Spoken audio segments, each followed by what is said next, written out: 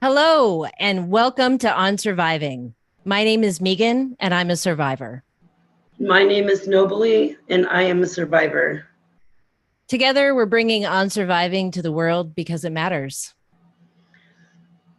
It matters to me because alongside the potent fears of our frail hearts is so much hurt, loss, and trust issues that I often had to navigate through all alone with very little resources and zero trust. I am passionate about this project because I get to be that trusting, supportive person to be there and help navigate through the resources that I didn't have and hopefully make a difference in people's processes of surviving. And it matters to me because I want others to recognize the deep strength and rich humanity involved in every step in the process of surviving the tragedies life brings many of us. I suffered silently and alone for too long. And I want to help others to find hope more quickly and readily and feel and be less alone in the process of surviving. On surviving matters, we matter, you matter. All right. So good to be back, don't you think, Nobly? Yes, season two. Yay. Oh, it's so great. And we're starting off with, I think, a kind of a rich and challenging question. We may leave with more questions than answers, but basically the topic that we're talking about today, we've called bent not broken. And by that, we mean that, many of us may be struggling with our mental health for a whole variety of reasons and like feeling that there is something wrong with us. But in many ways, our struggles are normal and natural. And the way, with proper support from mental health and other systems, we can really live our best lives and fullest lives. And so that's the idea behind this. And it's a really uh, big challenge, I think, to kind of weed through how that may be different than where we are now. So really kind of at the core of that is like really kind of challenging mental health systems and possibly other related support systems as well. So now let's see, we do, as always, we speak frankly. Um, there's a possibility in that process that somebody may be watching or listening and may be triggered by something that any of us say. And we want you to know that, well, first of all, we really want to remind you to take care of yourself first and foremost. Turn it off, get up and talk to somebody that you love and care for, whatever you need to do to care for yourself. And if you're really kind of triggering into a crisis situation, or even just feeling a lot of anxiety and just need to talk to somebody and don't have somebody right there, there are a lot of resources available that can help you. I'm going to show you something a little bit different than what we have shown in the past.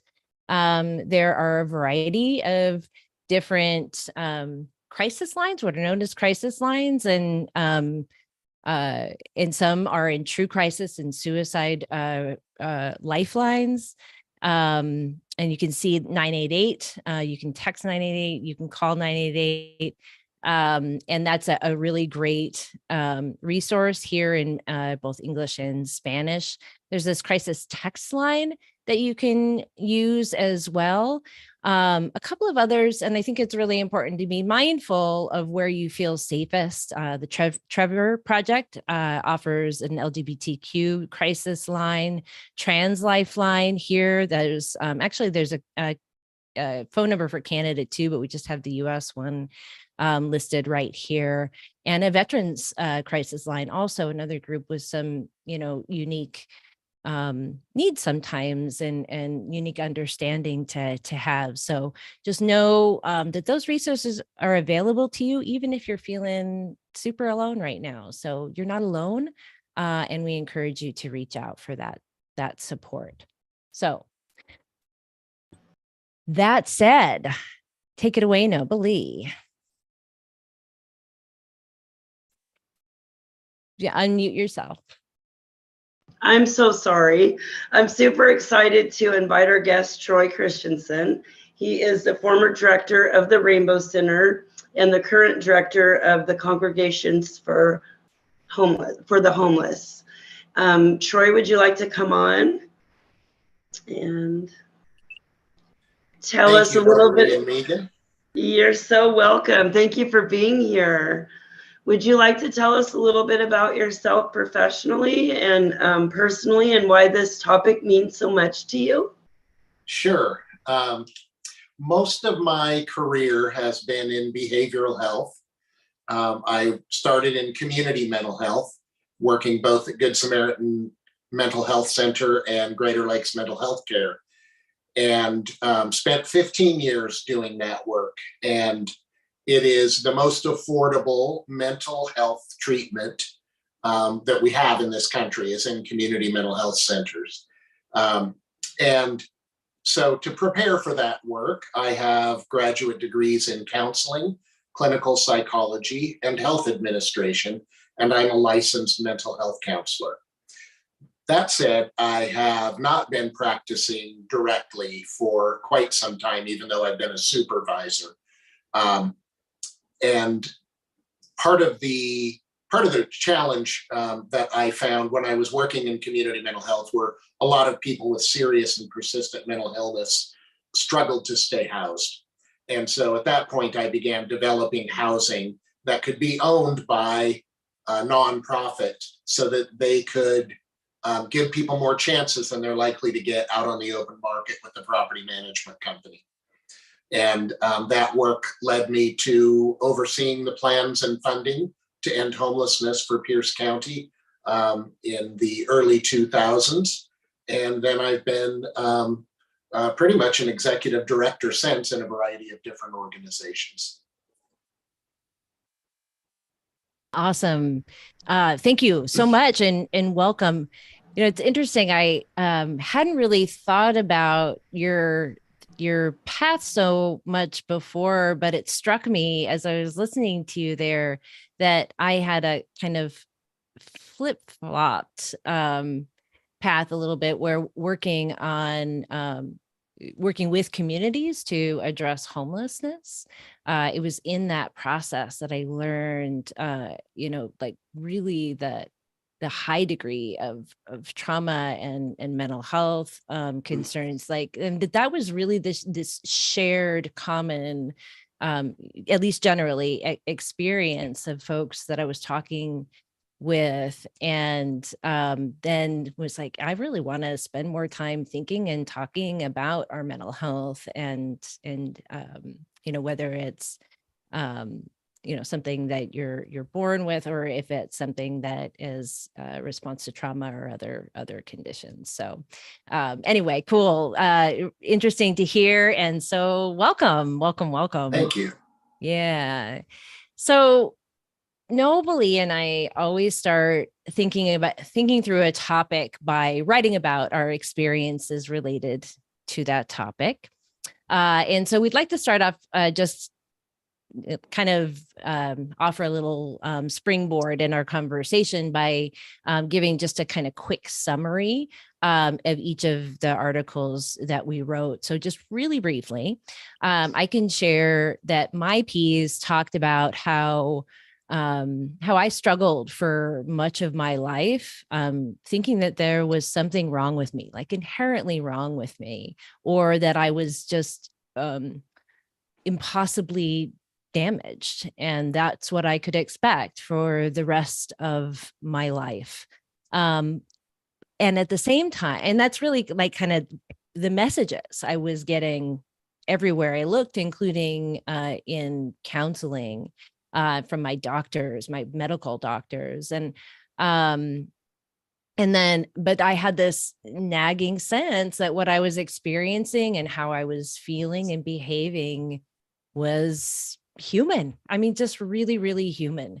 And like, I was like, well, who wouldn't, and wait, I didn't, this is my fault. Somebody did this. And, so anyway, I guess, that's where I kind of went and talked about what I came to believe or see, what was that it was that there was actually something wrong with the people who hurt me, the systems that failed to support me well.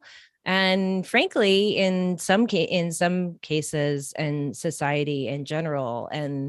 Um, and I think I'm not actually sure. I'm really curious about this. I'm not sure what the real difference is in what that looks like in care. But for me, I talked about in my piece that, it's a really subtle but powerful shift for me, because when I think about it that way, it shifts from this sense of doom, to seeing hope, and possibilities for myself as a whole and healthy person. So I think that, about sums up mine, Nobly. And what I wrote about was the major traumas that I've experienced in my life and how I felt broken increasingly, due to the stigma that you shouldn't need help, and I got very, very little support. And I was often, treated like I was a bad kid and a bad human being. Um, and the support that I did get it just wasn't helpful for me. And so I was brought up believing that, there's something wrong with me. And I go on to write about how I finally did get support that did help me at a Native American treatment center. And it was there that I described in my piece that I started feeling like a willow tree, which, describes that I may be bent, but I'm definitely not broken. And that, I was 40 years old, when I got there. And so that, as you were just speaking of, Megan, it gave me hope that I'm not, that I'm not the scars and the traumas that as a result of those, that something isn't wrong with me.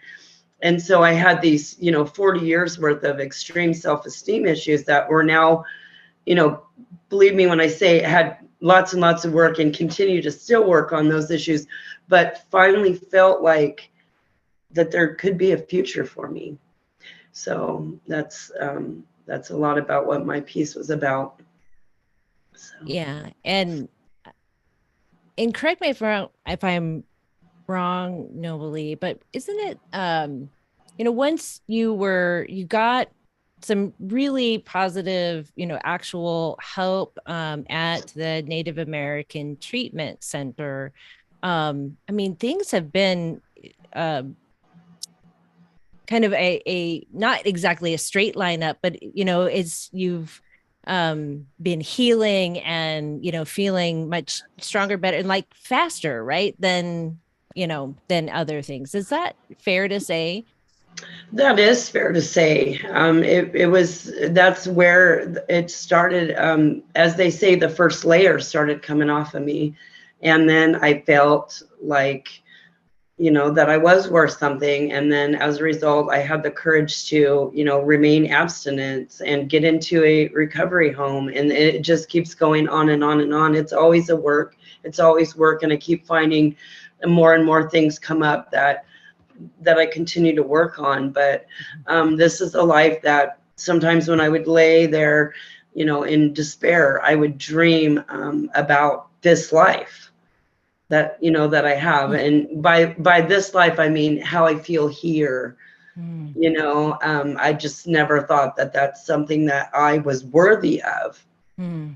And now, that hope piece was crucial in me being able to move forward in my journey of feeling better and feeling worthy and feeling important and feeling valued and all the things that come with everything that I never felt for Right. majority of my life. Right. I want to remember that. Hopefully come back around to that that sense of worthiness, because I think there's a thread that I think is to that's important to this conversation. So thanks. You're welcome. So I also wanted to note that Troy, I was so excited, Troy, that you one that we're able to find you from shifting from organization to organization, because Troy is the person that I reference in the piece that I wrote, the person who I was lucky enough to interview and talked with me about the need for mental health services that better reflect the experiences of queer and Black and Brown communities. And also, and what really stuck with me was the part of that conversation we had where he took issue with kind of the nature of the profession being kind of rooted in viewing like what I see as, natural human responses to untenable conditions as illnesses to be treated. So we're going to turn to you now, Troy, and I want to start off with a couple of big questions to just help us better understand your thinking on this. And so first off, as you see it, do you, or how do you see, system conditions, system issues, societal issues, even maybe generational conditions factoring into our mental health? Well, let me first say thank you for having me here. And yeah, I mean, the very core of what we consider to be psychology and psychiatry today, in large part, grew out of a white supremacist patriarchy. And it was, well-intended people, but they designed a system, not just the system, when I say the system of community mental health or of healthcare in general, but also the system of what we believe about psychology and psychiatry. It was, and there are lots of people trying to do better by that today. I want to make sure that this isn't just an indictment of the mental health system, because most people who are practicing in community mental health today have been trained in trauma-informed care, which was not the case 20, 30 years ago. Many have been through some form of diversity training or sensitivity training, but it's not the same as having lived those experiences. I don't know if I answered the question you wanted me to, or if I answered something else. And you're muted now. We're going to have this a few times, I suspect. Luckily, we're, come as you are kind of Yes. kind of conversation. So, I think so to some degree. So, I'm really interested in that, like that piece where you're talking about the trauma informed care. And so those things that might, is there a difference in that in say, I mean, are there some kind of diagnoses that you would say are still kind of that, the way I've read it is as a biomedical kind of way, like of diagnosing an Sure. illness versus a trauma response, or maybe a response to bias. I can imagine like a kid growing up in a school system where just everything is like, it's not geared toward you. It's not the way you learn. You get messages about who you are because of the way you look, things like that. And that's got to have some sort of impact on your psychology in your psyche. Yes, absolutely. when I think of mental health or mental illness, which I think are different, but also, come from the same basic premise about being balanced in some way psychologically. There certainly are people with serious chemical imbalances that result in them being psychotic and not even at times able to participate in society. And the answer to that has been medication, and there have been a lot of breakthroughs with that. And that's not usually the result of illness, of injury. It's usually the result of an illness that no one has any control over. And medication to keep them safe from themselves and from others at times is necessary. But then you have people who have, as a result of just living in our society, that are labeled as mentally ill as a result of adapting to whatever trauma happened to them. Finding a balance in their mental health, I think, to me, is a respectful way to say, how do you get from here to where you want to be? I think diagnosing them as mentally ill is problematic for a variety of reasons. The 30 years ago in community mental health, someone shows up at the front door for their first appointment and the therapist says, tell me what's wrong with you.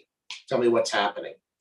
There are a lot more therapists today who start with, tell me what happened to you, because of the training that they've received and understanding about what it means to be traumatized, where you're simply reacting to, I think, as nobly said, an untenable situation, but you have to adapt in some way or you freeze and die. And so that's not dealt out to people equally. Straight white Christian men get the least of that. Queer people of color, women get the worst of that. And it results in, it's the result of living in a society that is constantly telling you in one way or another, subtly or directly, that you're not valued in the same way as others are. And that can happen in the home, it can happen in schools, we certainly see it on television, on billboards, et cetera, et cetera. And like I said, things are getting better, but to suggest that a therapist takes a diversity class and now they're qualified to provide therapy to an African-American person who has lived in this society and received those messages day in and day out and had to fight against those messages, had to fight harder just to get basic life stuff than their peers, should not be diagnosed as mentally ill, in my opinion, and should not be treated by a white therapist. Now, I say that knowing that there probably are a few white therapists who spend their career focusing on a particular population that may actually get pretty good at it. But in general, and certainly in community mental health, which is where a lot of people who've experienced trauma, whether that's heavy trauma in your home or whether it's just the trauma of life, end up going for care. And the therapists there are very unlikely to have the training necessary to actually help you. A good therapist would spend a lot of time learning what it means to walk in that person's shoes. If you get 6 sessions, if you get, even if you get 2 years worth of therapy,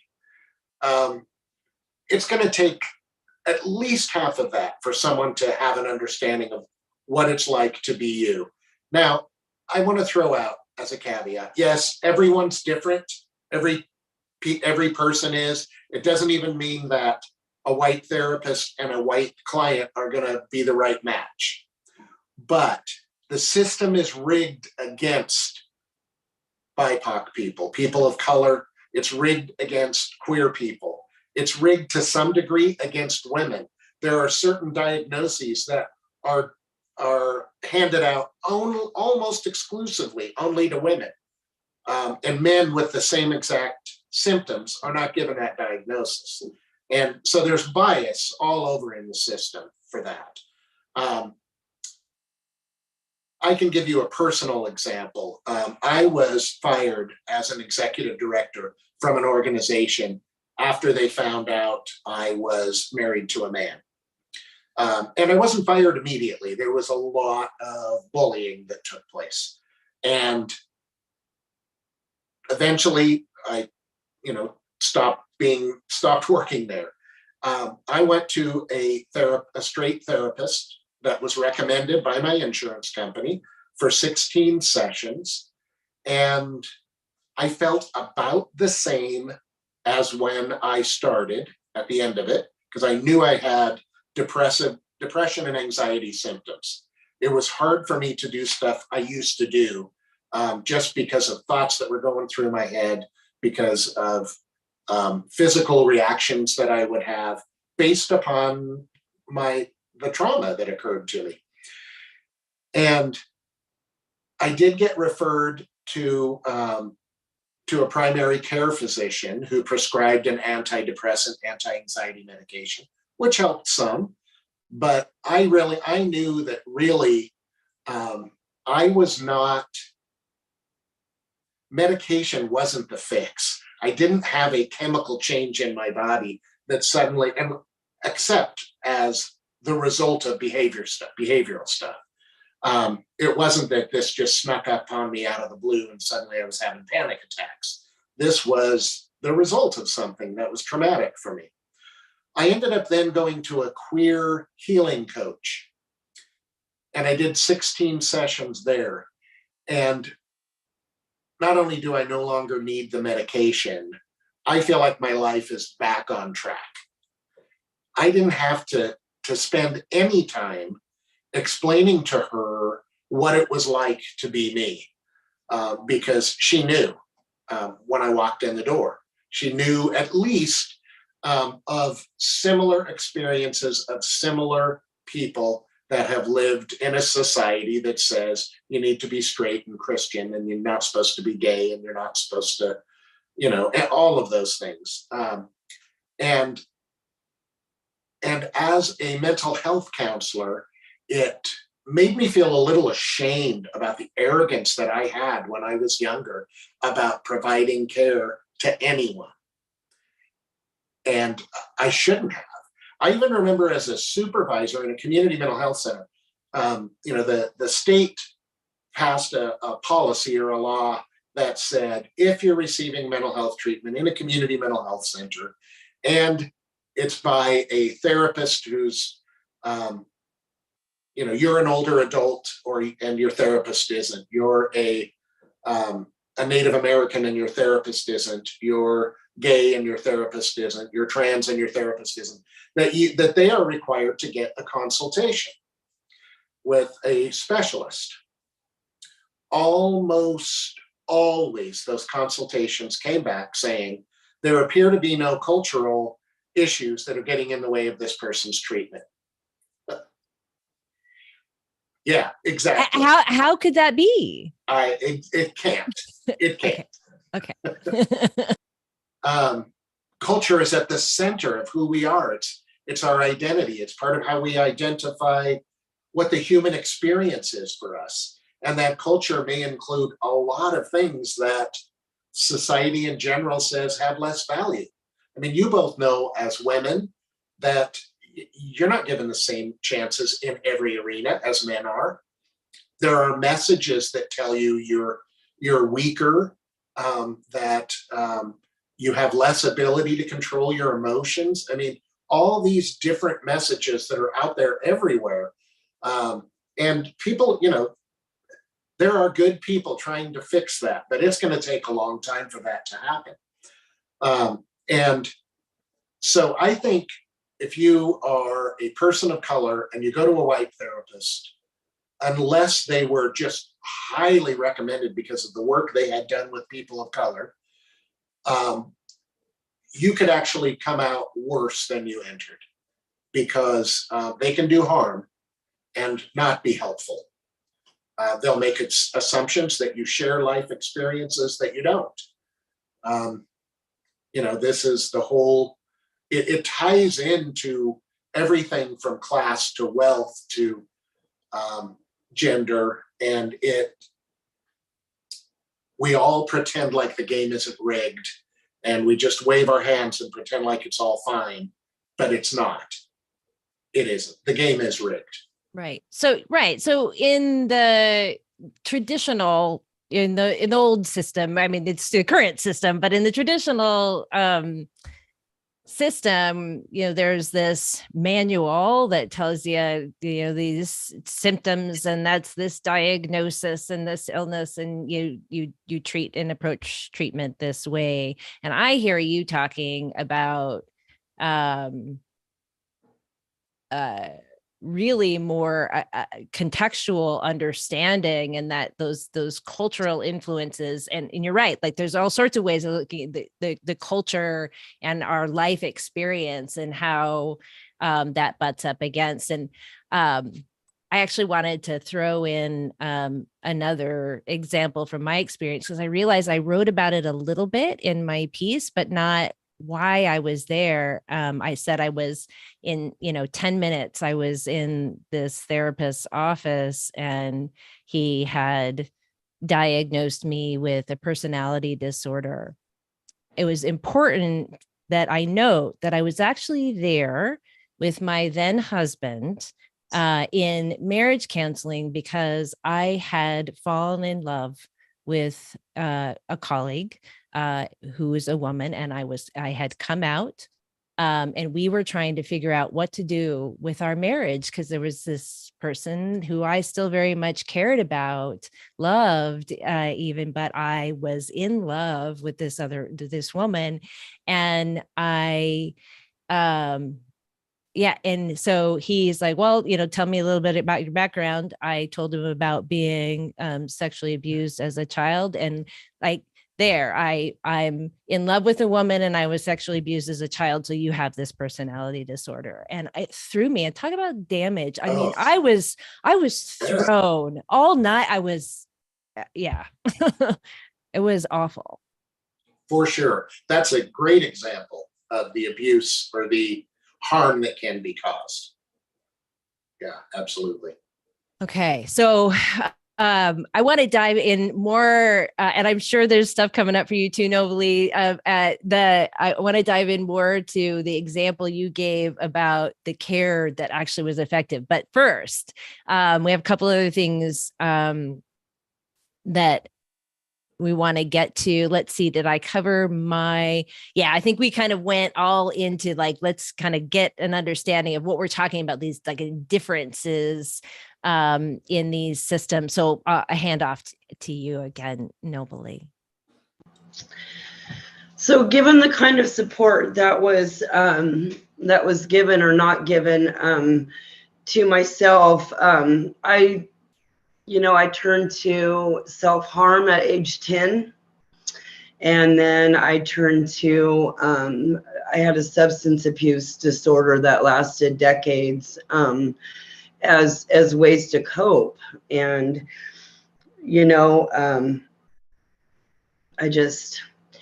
I know that you also felt like you weren't supported a lot, Megan. So what are some of the things that, that you had to do to try to cope? Right. So I had similar consequences, I think, of not getting good support. Alcohol was my first line, which I used to say that I used to believe that I became an alcoholic after my daughter died. But I realized in the process that that wasn't so, that I drank alcoholically since the first time I had a drink, which was as a teenager, in response to, having no useful support. In fact, another like bad um, uh, counseling example was after going to a counselor after my stepfather abused me. Was that the counselor asked me if I liked it. Um, yeah. And so, I had some issues. And then, of course, there's a lot of shame around getting help anyway. Right. So, I mean, just this whole idea that you're sick and there's something wrong with you. And then, parents are like, it was this shameful thing. So, yeah. So, drinking made me feel better then and then as an adult, when things got piled on, and really I did start especially after my daughter died, I did use drugs a lot when I was actually, what I talk about is I worked 80 hours a week, and when I wasn't working, I was drinking and drugging, and I don't think I was sleeping very much, because I couldn't bear to sleep because that would be quiet and everything. It was like when she died, like all the demons came, everything came in full force. And so yeah, so I would use that. Overworking, drugs, alcohol, risky sex, all of it. Anything to make me feel what I couldn't bear to feel. Yeah. Yeah, that's familiar. And another thing that happened too was, in the Native American culture, we're always taught like you don't ever say what's going on in your home life. It's like forbade, And so I have all this stuff that's going on with me, and I'm not allowed to tell anybody. And so in a very small reservation community, I was labeled like the bad kid. Like, you cannot hang out with her. There's something wrong with her. And like nobody ever took the time to find out why. Like, that obviously I'm not just born a terror, if you quote unquote, So yeah, I can relate to what you're saying a lot in that. So I was going to ask Troy,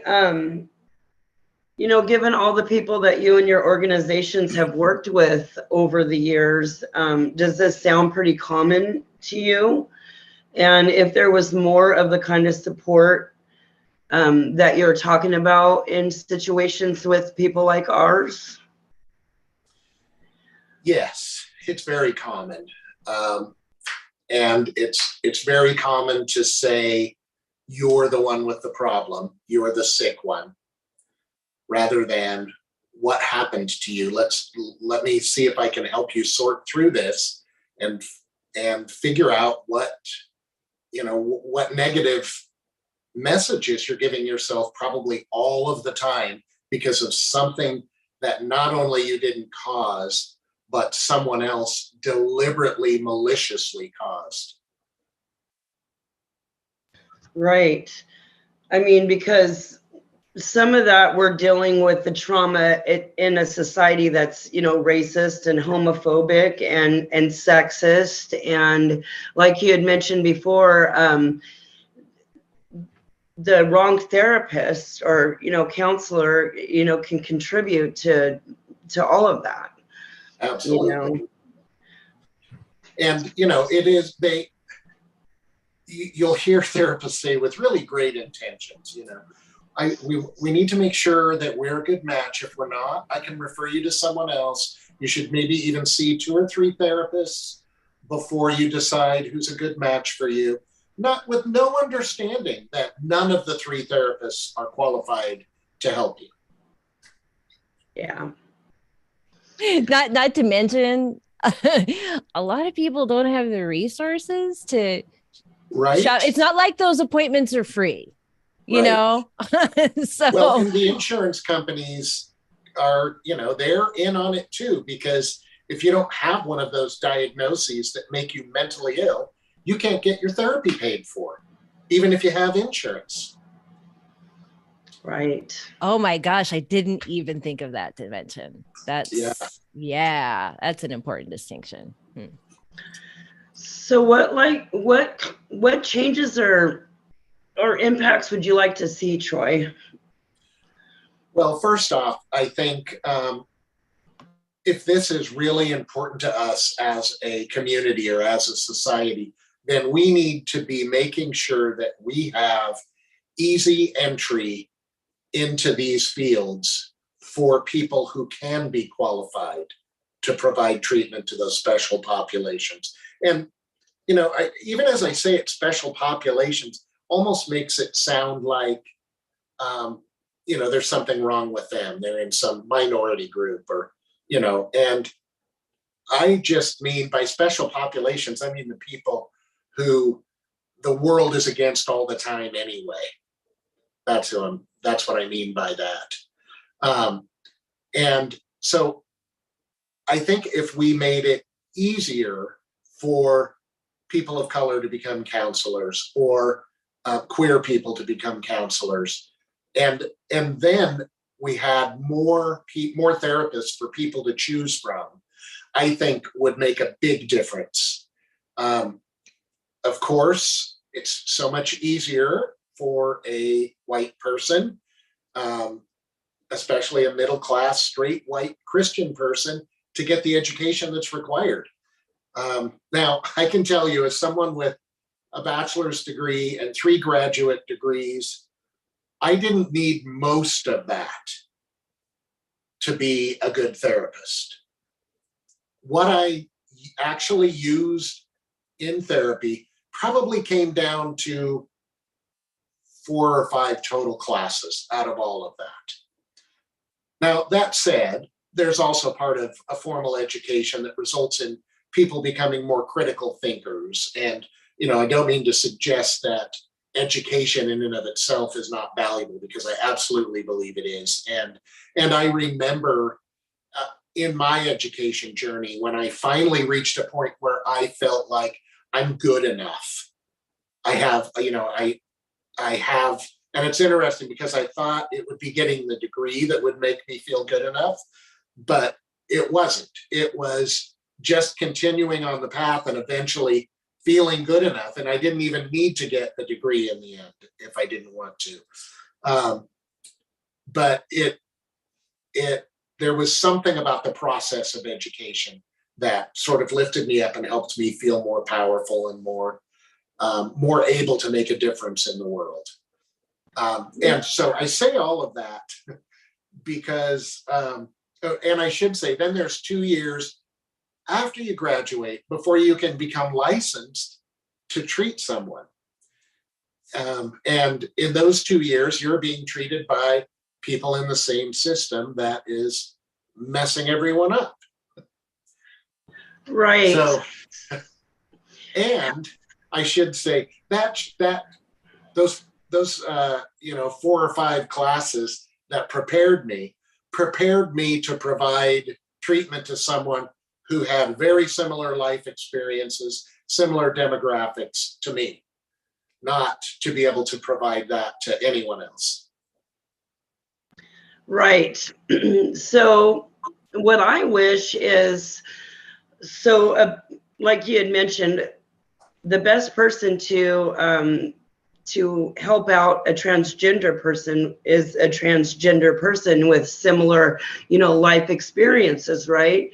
So how cool would it be to have scholarships that are only for transgenders, or that are only for, to small-in that, so that they can get the education, Native Americans and women of color and transgenders and queer folk, to where they have a chance, because there's a scholarship that's only for that, type of individual. And so I believe that in my personal opinion, there would be more people getting the classes and getting to be the licensed therapists and counselors, because they have that same shot.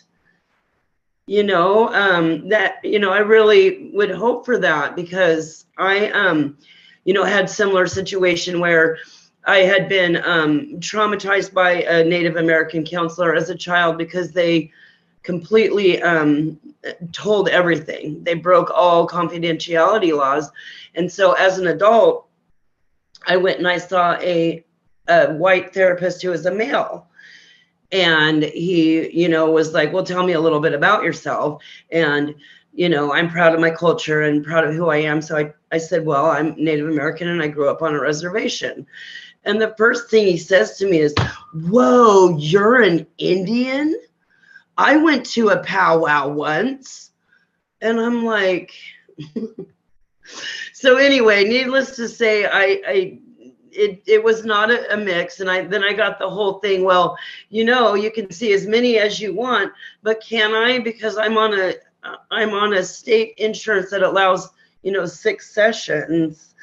And so anyway, that being said, it is really important to have somebody that has, the same kind of experiences, comes from different, the same places that we have, in order to have success. Like you had the 16 sessions with, the one way, and then you had the 16 sessions with a queer person where it was a complete success. So anyway, I would like to see that the scholarship and stuff more readily available, I guess is what I'm getting at. Well, I know the Pride Foundation has scholarships specifically for queer students, but I don't know that there's any incentive to go into mental health treatment as a career. You mentioned a trans person going to therapy. This is a really embarrassing moment in my career. We had a female therapist who was providing therapy and case management to a trans man, meaning a man who was wanting to be female. Under my supervision, she provided care to her for 4 years. And at about that time, the client announced that she wanted to transition back to being a man, but had been living as a woman. And the therapist came into my office glowing and happy that she had announced this to her. And it wasn't until that moment that I realized, oh my God, this whole time, she has to have been sending messages that there was something wrong with transitioning. And then the message was, oh, I'm so happy, and probably God is happy, that kind of message. And I thought, I should have been able to predict this. I should have seen it. I knew the therapist was religious. I should have known, or at least wondered. But we didn't, this was 25 years ago. We didn't have any trans therapists on staff. We had a couple of gay therapists, but only one of them was out for a variety of reasons. And so and there are lots of gay and lesbian people who are bigoted toward trans people. So you can't even make an assumption that, someone is safe for all queers. So yeah, I still almost tear up every time I think about that, about the number of years of damage that happened under my watch. Heartbreaking story. And thank you for sharing that. I am curious about when you talked about the care that you got, Troy, that was really helpful. You referred to the person as a coach, which is interesting to me, because where I felt like I finally had transformative, like real healing, was actually working with a coach as well. And I'm really curious about that, combined with the statement that you made about insurance. Yeah. So is that, and especially given, also add in what you said, right, kind of at the top of this conversation. Oh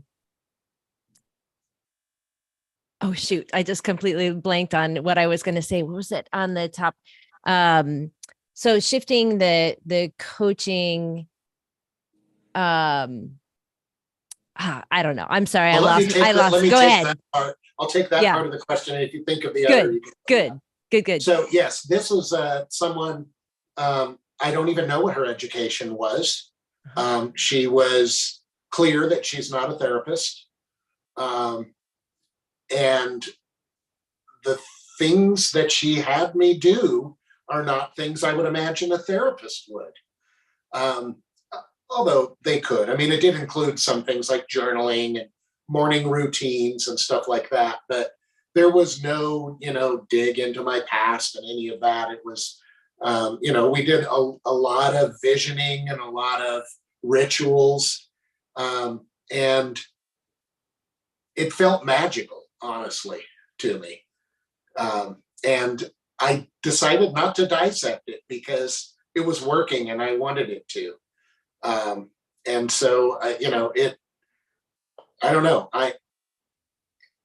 There was something about not only her being queer, but her not being a therapist, because I didn't feel like this was about, um, something from my past or something from my current experiences. It was really about what was happening right in that moment that I was stuck. And therapy didn't get me unstuck from that, but these rituals and the visioning and the journaling did. Yeah. And I had to pay for it all out of pocket. And I'm fortunate and privileged enough to have been able to do that, because she charged more than the therapist did, even before insurance. Yeah. Yes. Oh my gosh, you hit on so many things there.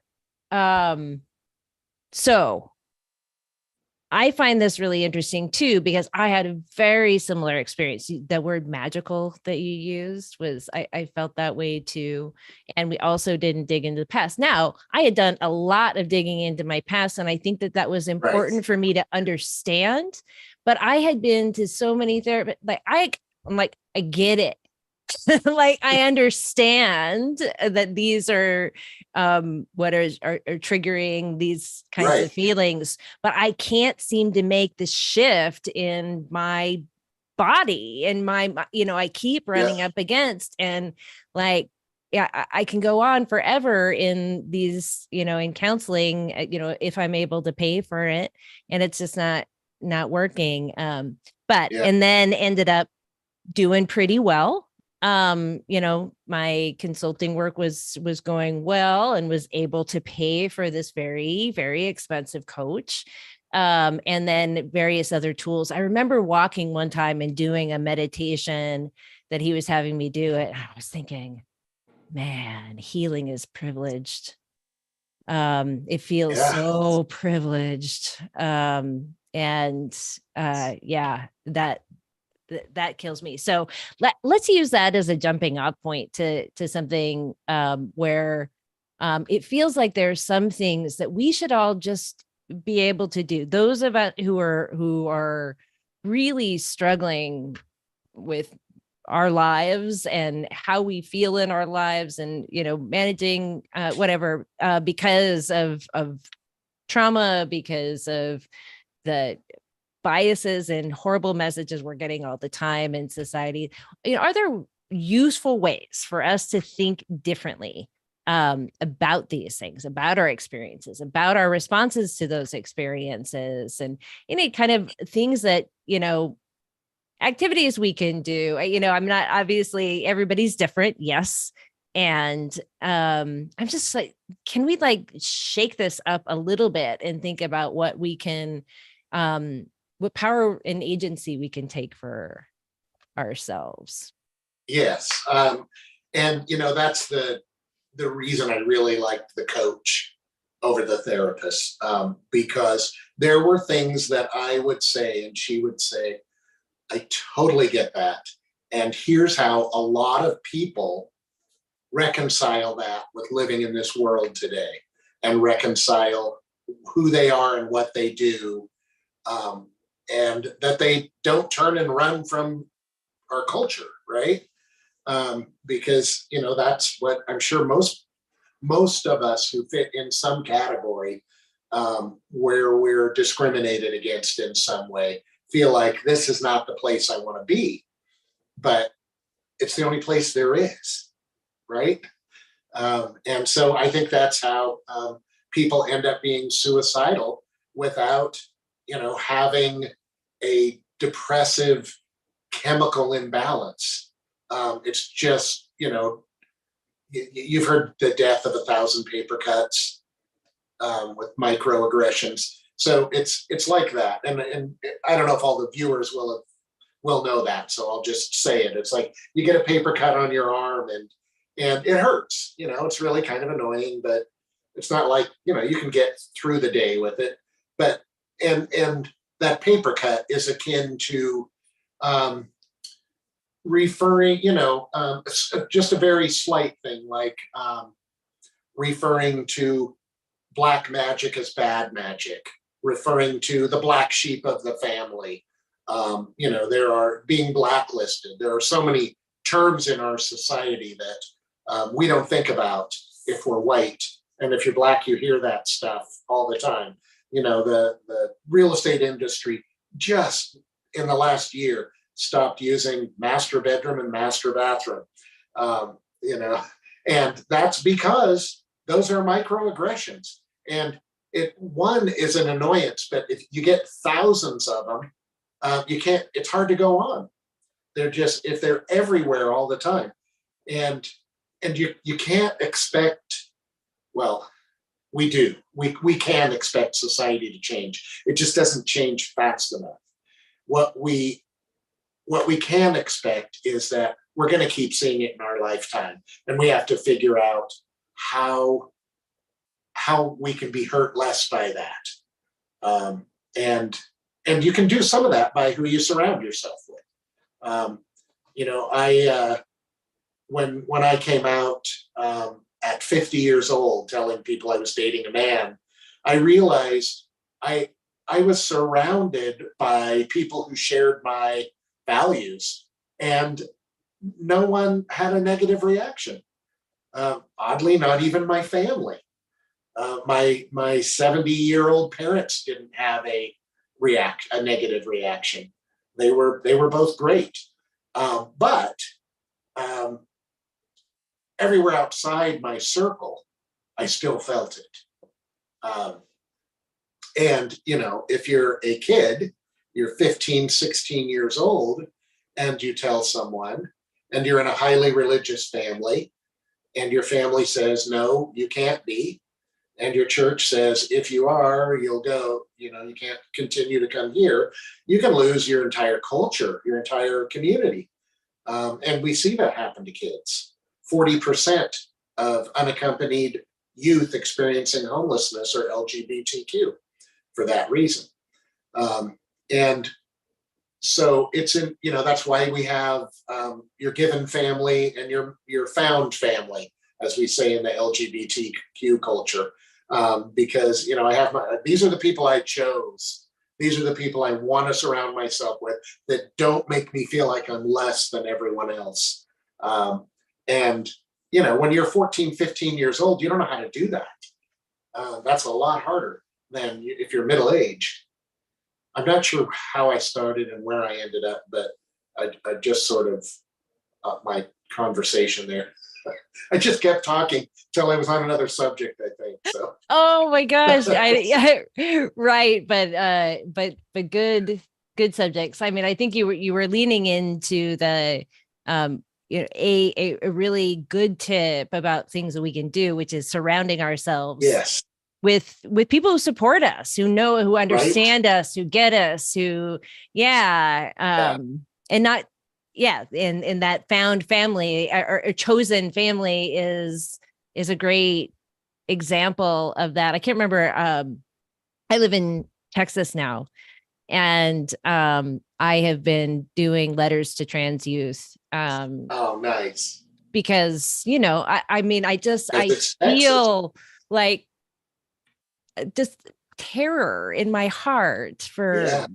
what young people here must be going through. And I just love the programs that of actually helping to like connect people with those found Yeah. families and like, you know, grandparents. And, you know, I mean, it's a really cool thing. Right. Yeah. And a straight therapist or a white therapist is not likely to move in that. A therapist in general is not likely to move in that direction, because when you show up and you're the client and they're the therapist, the issue isn't your environment, the issue is your psyche. So there's something wrong with you that we need to fix. If you just choose new friends, that's not going to fix anything, but it can. That's the dirty little secret that, and there are a lot of them in therapy. And, a coach who comes from your same community is likely to say, you, you have permission to get rid of the toxic people in your life that make you feel bad and to surround yourself with people who don't. Love that. That is super, super powerful. Yeah, just that kind of wonderful. You know, you're affirmatively choosing that. And I was just imagining, you know, that counter to all the messages you hear elsewhere. In fact, I'm currently a good friend contact me yesterday, distraught because her 25-year relationship is suddenly in upheaval after learning of an affair. And, you know, one of the things that she's actually a therapist. She asked me if I would send her love notes. Oh, Just like on it, right? So that's what I've been doing. I've just been sending her random text messages about how amazing she is. And because, you know, the hit you take to like you yeah, start the doubt you have in yourself and all, you know, it just, oh, yeah. So sending her love notes. nice. So we have a few more things that we want to talk about. I think Okay. that's a great tip. I'm noticing like our time. I want to try to get that in. If there are other things, are there any other things just off the top of your head before we move on from this that you think that you would recommend in addition to surrounding yourself with good support systems? Um, I think, just the constant message that you are good enough. There's nothing wrong with you. There's something wrong with the world around you.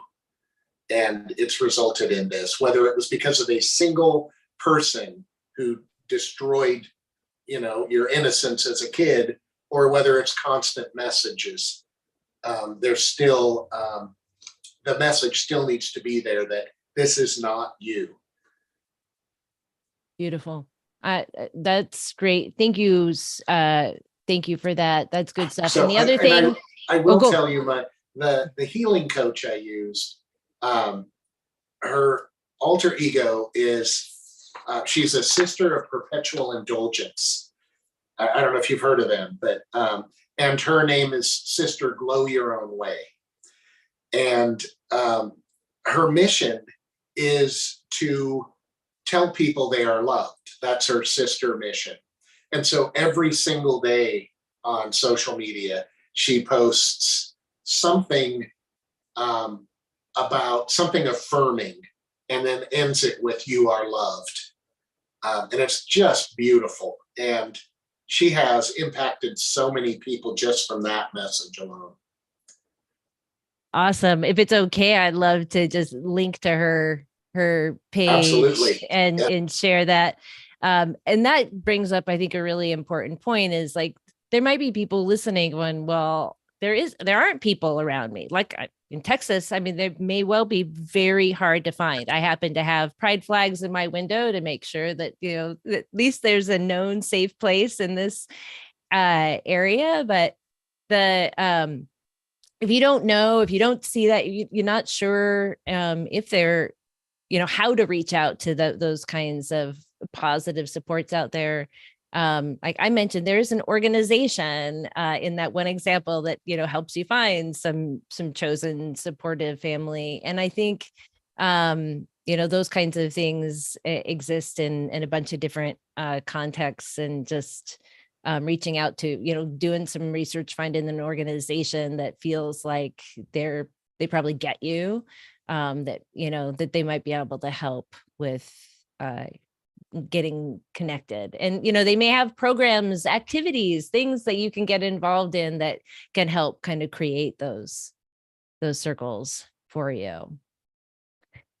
So I don't know about you, Nobly, but I feel like had I had that, I would have been a lot, even just feeling sure, like I said, I had that nagging feeling like this isn't me, like there's nothing wrong with me, even though it seems like everything is telling me that, to have that assurance would have it would have changed things. I wouldn't have felt like I was alone and trying to lift the world so on my own. Anyway, how about you, Nobly? I just wanted to say another couple of things is like lead by example. You know, when you're out and about in the public, just love everybody. Like just love everybody. And then let other people see you loving everybody. And I always say this, if there was enough time in my day, I would be a volunteer hugger. And I would just like walk around the streets and I would hug anybody that would let me hug them, because that is so important to have a human touch. Like if you're houseless and you might not smell the best, or you might look, you know, a certain way, like just a human hug would like work wonders. And it's really important in growth is to just absolutely be treated like you are everything that you are, that a lot of people in society don't see. Like these beautiful people that are, you know, that are trans or queer or of color, and people are missing out on not knowing these beautiful people, and exactly what they have to offer is so much. And so like I call myself a hope dealer, because I'm out there slinging hope, you know, and I just love that. And absolutely, I don't feel my older brother was kidnapped and murdered when I was 3 years old, and my parents were unable to love me and give me that kind of nurturing type of love that I needed. And then because I wasn't allowed to say what was going on with me, then people thought that I was bad and something was wrong with me, so they didn't want to love on me. And so I, you know, would turn to an older boy that, you know, wanted to love on me in the wrong way for the wrong reasons. And it just led to this life that I believe I probably wouldn't have chose if I would have had the proper support. And this was a 2.5 decades worth of horrific trauma, substance abuse, domestic violence, sexual assault, the death of my only baby boy, you know. And so during each traumatic event that was, you know, added, that came upon, I still got no support. But then again, my brother died in 1976. My parents got no support. And so my parents were unable to give me any support because they themselves didn't get support. And then, you know, had my son made it, I might not have been able to give him support because I didn't get support. And then that becomes generational at that point.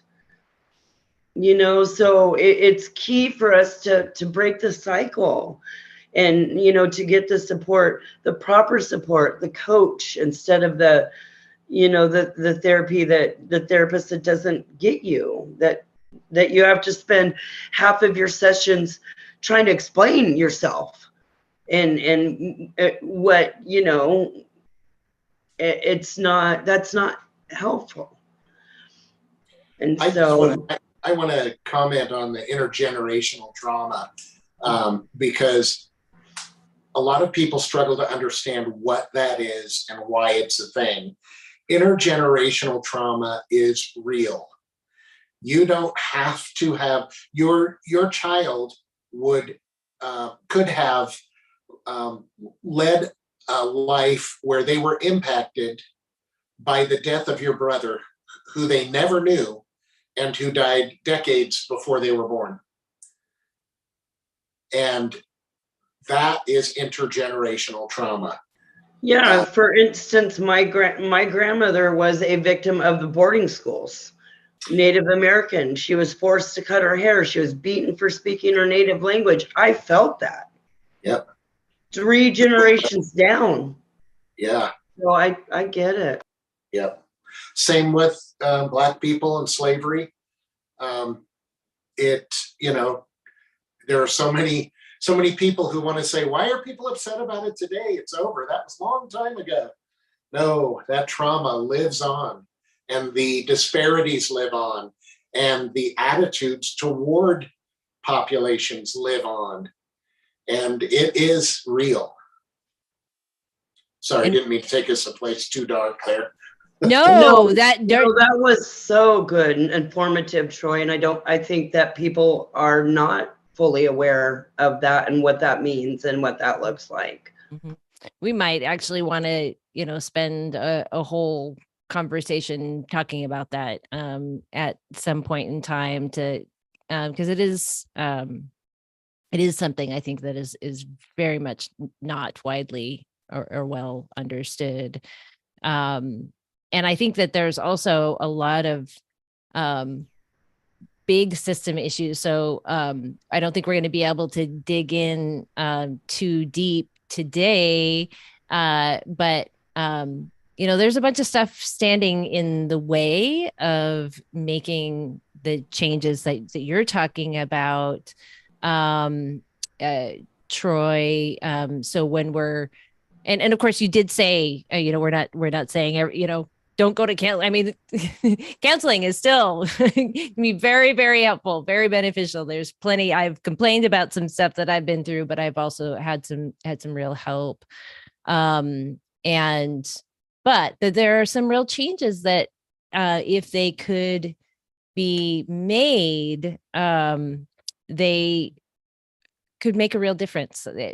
Nobly and you and I would have could have had very different experiences in our adult lives and our youth as well, had we had proper care. And that's not just from mental health practitioners, that's in our broader support systems too, right? And like you mentioned, like your parents weren't equipped really, because they weren't getting the proper support. So these things kind of pile on top of each other. But then I'm thinking, great, I'm loving this idea of that, layering in the coach work, but the fact that there's such a financial barrier, and then you're talking, if there is this shift in mental health care away from this kind of biomedical diagnostic, then even if it's not a coach, my counselor, I can't get my insurance to cover my counseling sessions because they don't meet those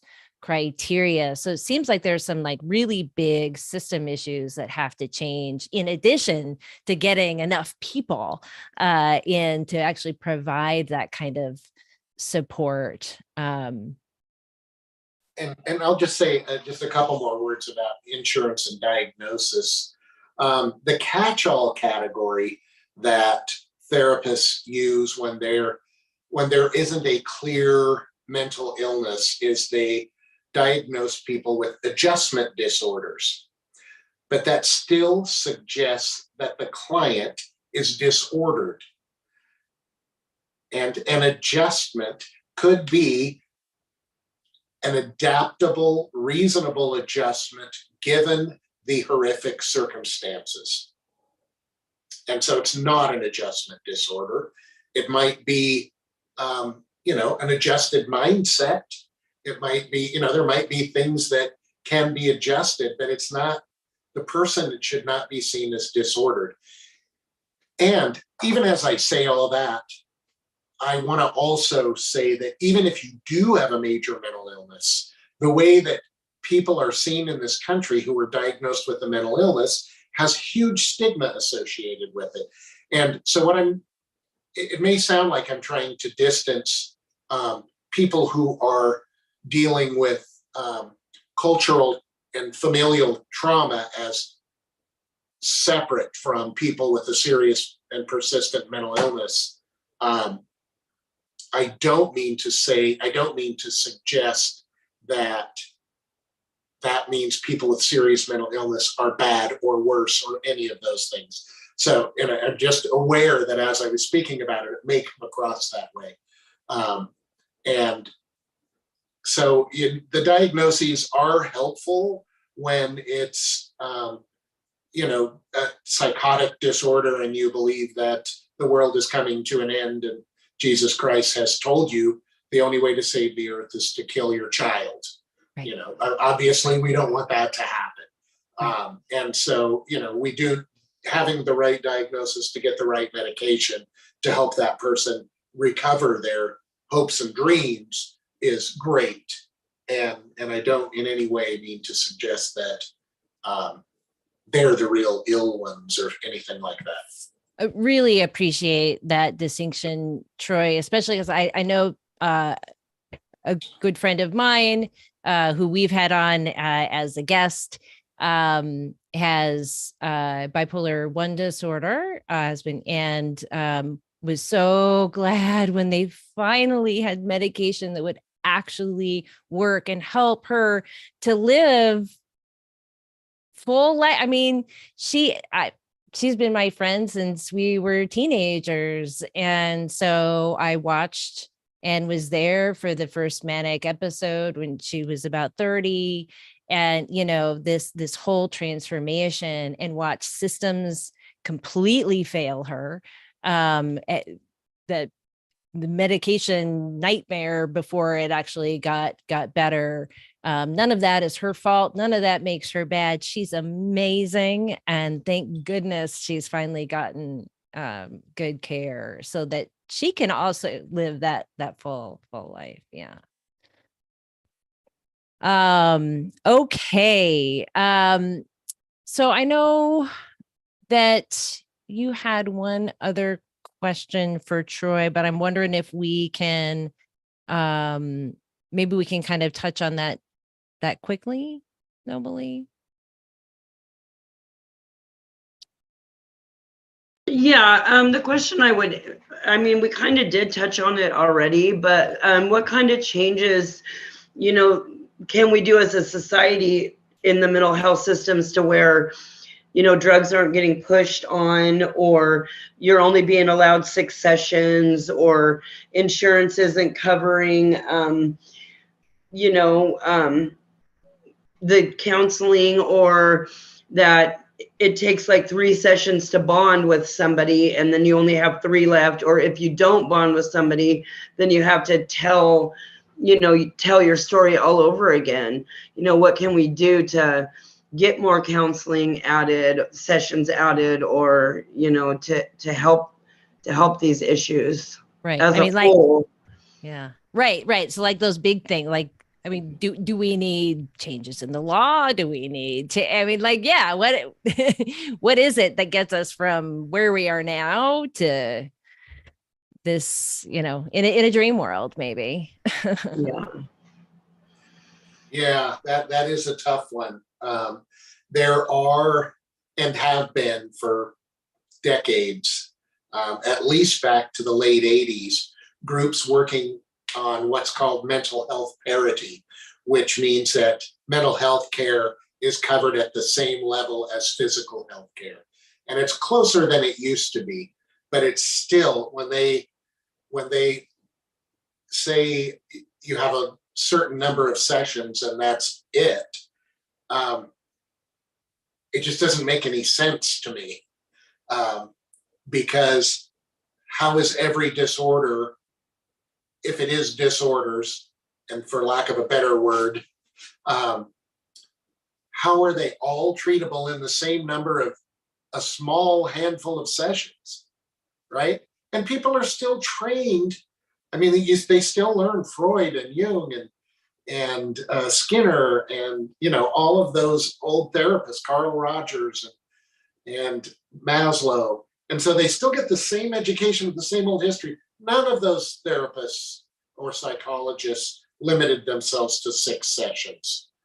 Those, you know, there is a a movement called brief therapy, where it is just a handful of sessions, and it usually works when you have very similar backgrounds, and it's just a behavior anomaly, and not at my core I feel like something is wrong, and I don't know whether I can go on. I mean, how do you do that in 6 sessions, even if it's a great therapy match, right? Impossible. Totally impossible. Yeah. So we would have to get mental health parity. And it's, like I said, it's closer than it used to be, but it's still a long ways away. You know, another thing that popped into my head, I thought of Kwika when she was talking with us nobly. Kwika is a director of a safe outdoor spaces for the Colorado Village Collaborative. She's incredible.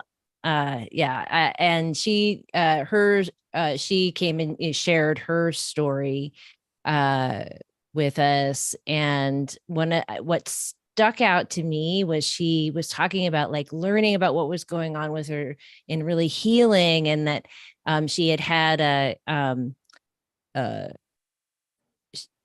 she had started drinking again briefly, and just like, oh, okay, I know what's, there's something else going on here. I need more time to heal. But what stuck out at me was she was talking about how she was in a transitional housing program, where she had time and space, that she didn't have to like deal with, a ton of, the work pressure and stuff, so that she could, barely make ends meet paying her rent and things like that. That it's like, how the heck are you supposed to deal with these big stuff that needs healing when you're barely scraping by and maybe teetering on the edge with your housing? And so to me, it seems like we also need like these bigger, like if we're talking about like really like life contextual stuff, that, I mean, we need more space and support for healing broadly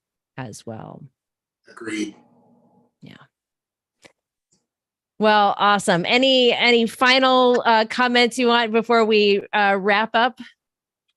I'll just say thank you for having me. I'm so in love with the two of you right now. You both appear to have figured out your paths forward through a lot of barriers, and it makes me happy. And as a therapist, knowing that it wasn't therapists that got you there, that makes me happy too. I love it. Wow.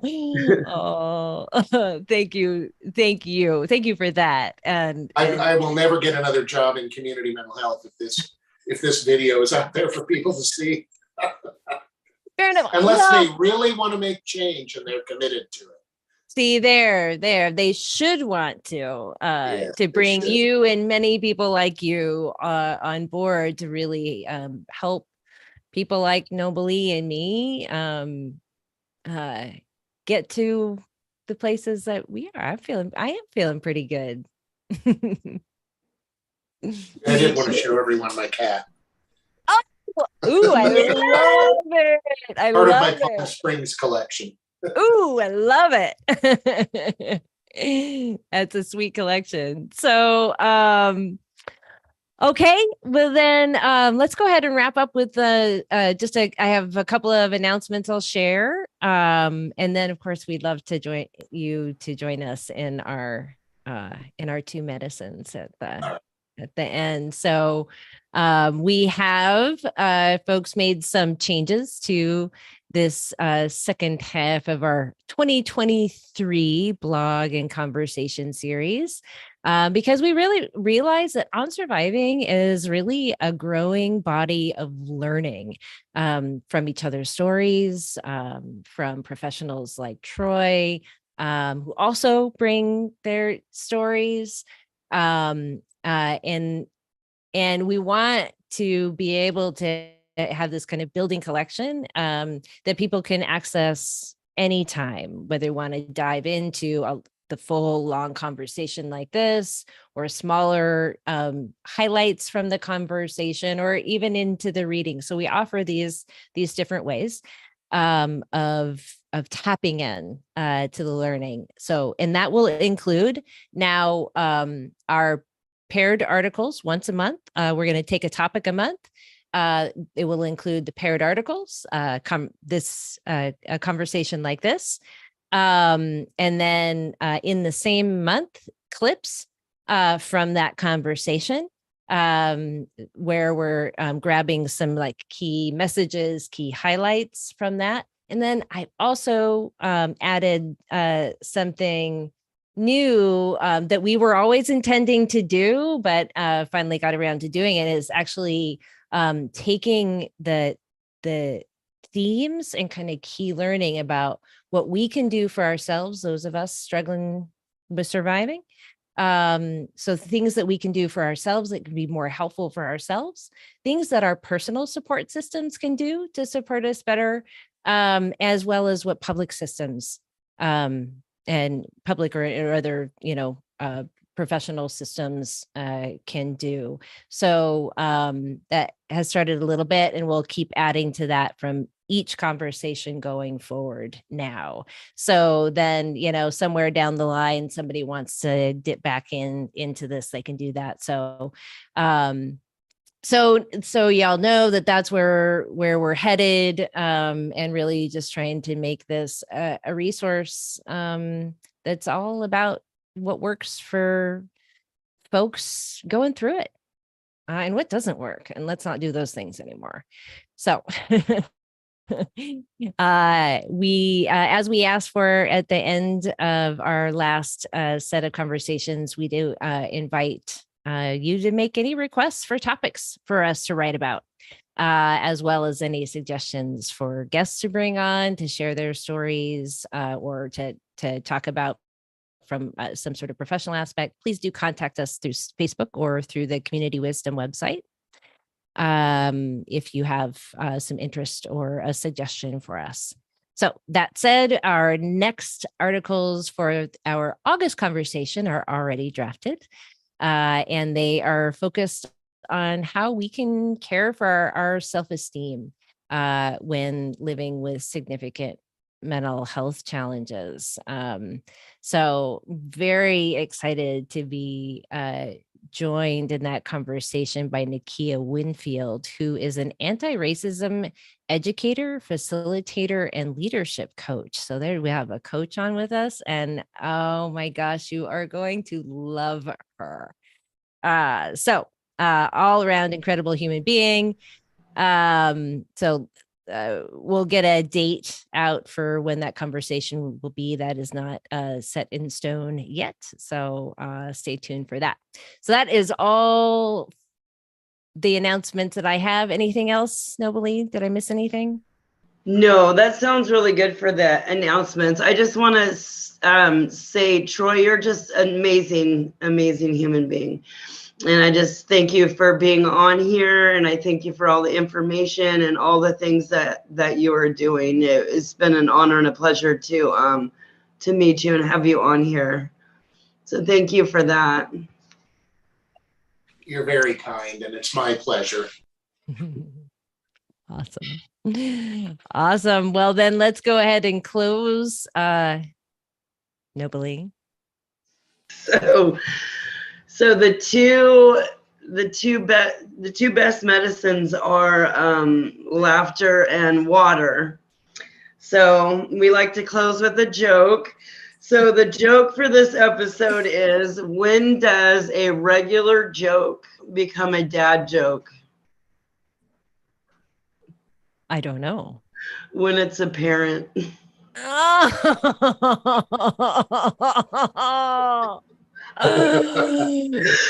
point. Oh, she knew the punchline, and she's still laughing hysterically. My favorite part, Troy.